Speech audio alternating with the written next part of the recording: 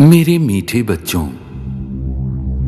तुम मुझे ईश्वर, अल्लाह, शिव, यहोवा, गॉड आदि नामों से पुकारते हो। तुमने मेरे लिए मंदिर, मस्जिद, चर्च एवं गुरुद्वारे बनवाए।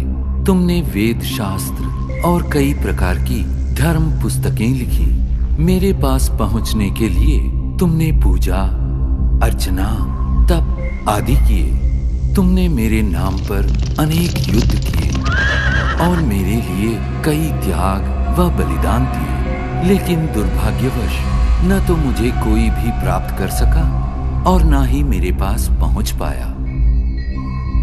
वास्तव में मुझे जानने से पहले तुम्हें ये जानना और महसूस करना है कि तुम स्वयं कौन हो।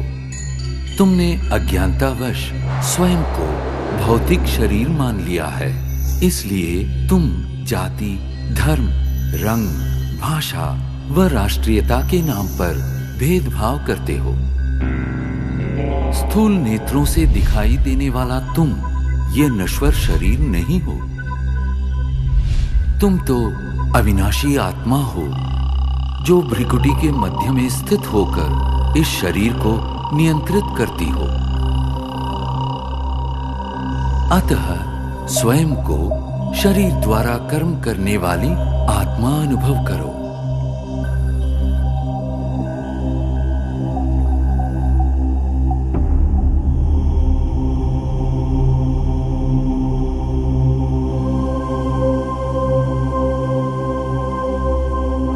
अब कुछ क्षणों के लिए सांसारिक बातों व उनके वातावरण से स्वयं को अलग करो। इस देह को भूल अपने आप को भ्रिकुटी के मध्य में चमकता चैतन्य सितारा अनुभव करो। वास्तव में तुम यही हो, अति सूक्ष्म ज्योतिर्बिंदु आत्मा। अब क्रमशः तुम्हारी यात्रा आरंभ होती है। इस भौतिक दुनिया और देह से ऊपर उठकर नीले गगन की ओर।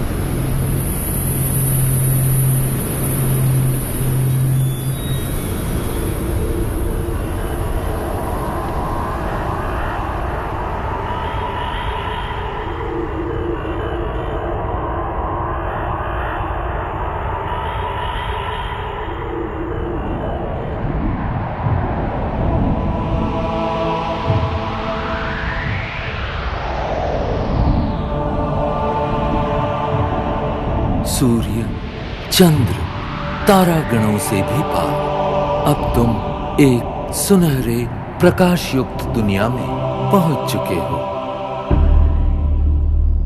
ये वो आत्माओं की दुनिया है जिसे ब्रह्मलोक, शांति धाम, मुक्ति धाम व परम धाम कहा जाता है। ये मधुर शांतिपूर्ण दुनिया तुम आत्माओं का और मेरा भी मूल निवास स्थान है। मैं तुम आत्माओं का पिता, परम पिता परमात्मा शिव हूं।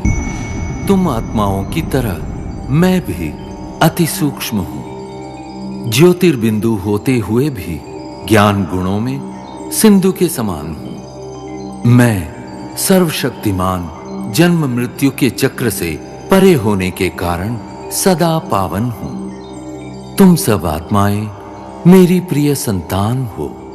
प्रारंभ में तुम आत्माएं भी मेरे साथ परम धाम में ही निवास करती थी। बाद में तुम जन्म और कर्म का अविनाशी अभिनय करते सृष्टि नाटक मंच पर अवतरित होते हो।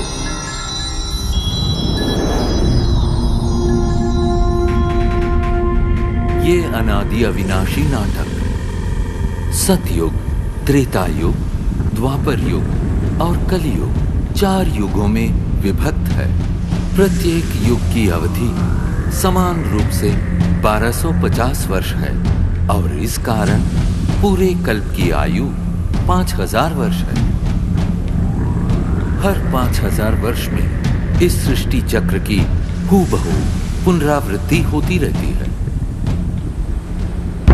कल्प के आरंभिक काल में सभी प्राणी और प्रकृति के 5 तत्व पावन थे। उस समय संसार सुख, शांति और आनंद से परिपूर्ण था।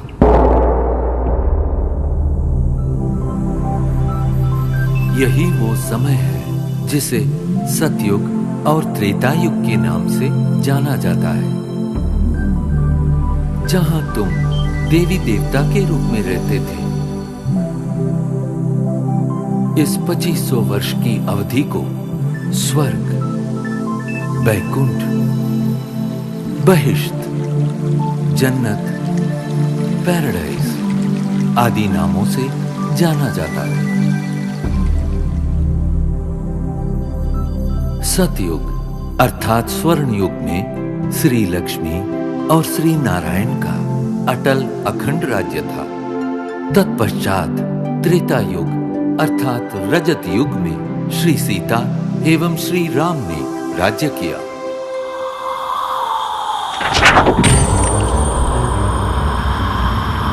द्वापर युग में देहभान के कारण तुम विकारों में प्रविष्ट हो गए और इस कारण अपनी शक्तियां खोने लगे।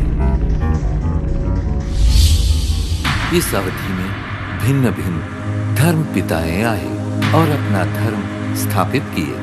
प्रारंभ में इन धर्मों की स्थापना सारी मानव जाति को एक सूत्र में बांधने और उनका सही मार्ग प्रदर्शन करने के लिए हुई थी। अब इस कलियुग अर्थात कलह युग में मानव मन में विद्यमान 5 विकार चरम सीमा पर है, जिनके कारण 5 तत्व प्रदूषित हो गए हैं और तुम शांति एवं खुशियों से वंचित हो गए हो। परिणामतः दुख, अशांति के दलदल से मुक्ति पाने के लिए तुम मुझे पुकारने लगे। यदा यदा हि धर्मस्य ग्लानिर्भवति भारत अभ्युत्थानमधर्मस्य तदात्मानं सृजाम्यहम् परित्राणाय साधूनां विनाशाय च दुष्कृतां धर्म संस्थापनार्थाय संभवामि युगे युगे।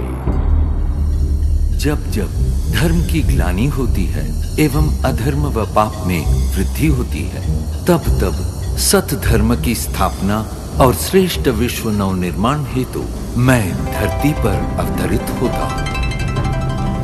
इस दिव्य व पावन अवतरण के काल को संगम युग कहते हैं।